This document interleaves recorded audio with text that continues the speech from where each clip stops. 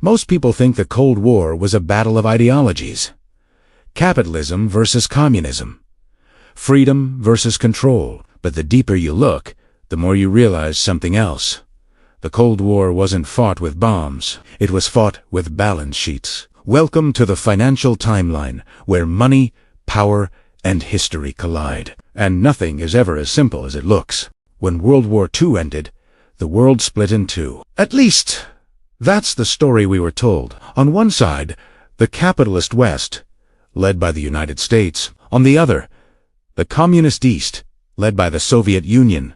Two systems promising opposite futures. But behind the speeches, behind the propaganda, these two enemies were far more connected than anyone dared to admit. America didn't just win the war. It inherited the world's gold. By 1945, 2/3 of global gold sat inside Fort Knox.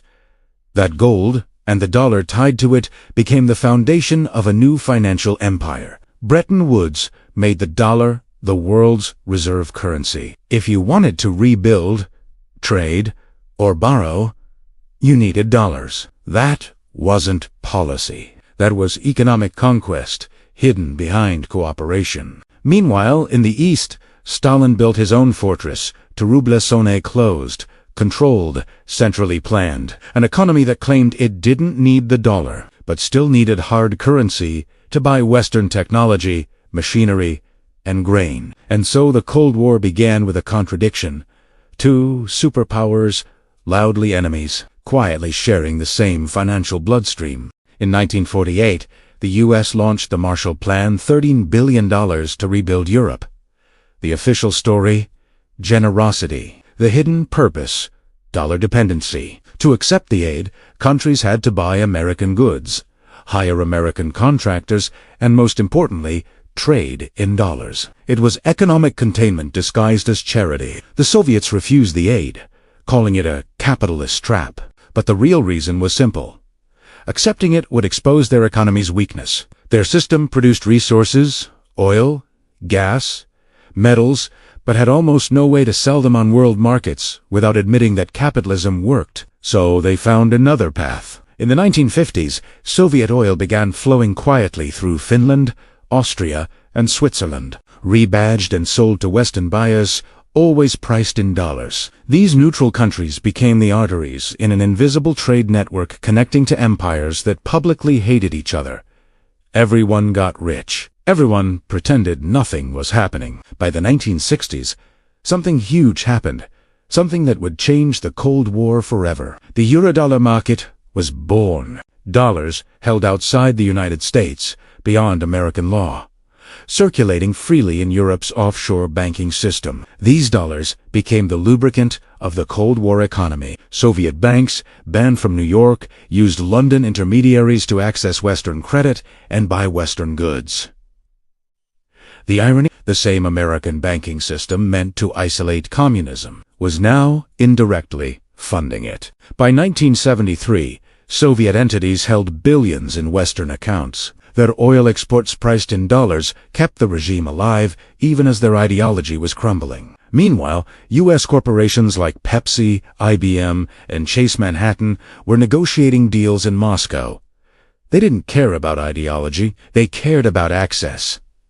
The Cold War was beginning to look less like a moral struggle, and more like a joint financial venture. Trillions were spent on weapons no one intended to use. Missiles, tanks, planes, not built to win a war, but to justify budgets, create jobs, and keep the machine running. Every missile built meant another bond issued. Every submarine launch meant another round of defense contracts. Fear wasn't just a feeling. Fear was liquidity. Eisenhower warned us about it. The military-industrial complex, but by then, it was already the beating heart of the American economy. The USSR mirrored the same addiction, borrowing dollars to buy Western equipment to build weapons aimed at the West. Two enemies, funding each other. Mutual destruction wasn't just military, it was financial. Blow up your enemy, and you blow up your creditor. Then came 1971. Nixon ended the gold standard. The dollar became a free-floating promise. On paper, a fix for inflation.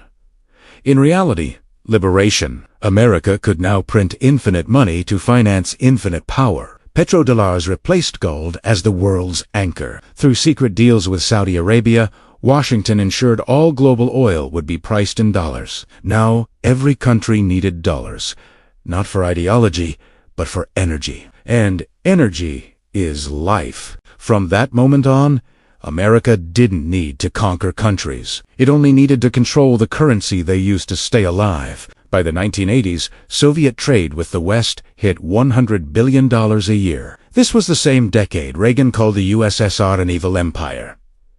Behind closed doors, banks in London, Zurich, Paris, and New York were quietly financing both sides. Swiss bankers laundered Soviet oil profits, and CIA covert funds in the same vaults. London's Eurodollar market became the hiding place for capitalist profits and communist debts.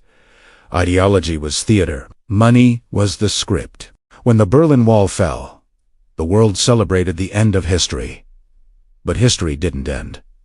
It was monetized. The same Soviet trade managers became the oligarchs of the 1990s. They didn't suddenly become billionaires. They were simply revealed the Cold War ended the way it began. In a ledger, look at today's world.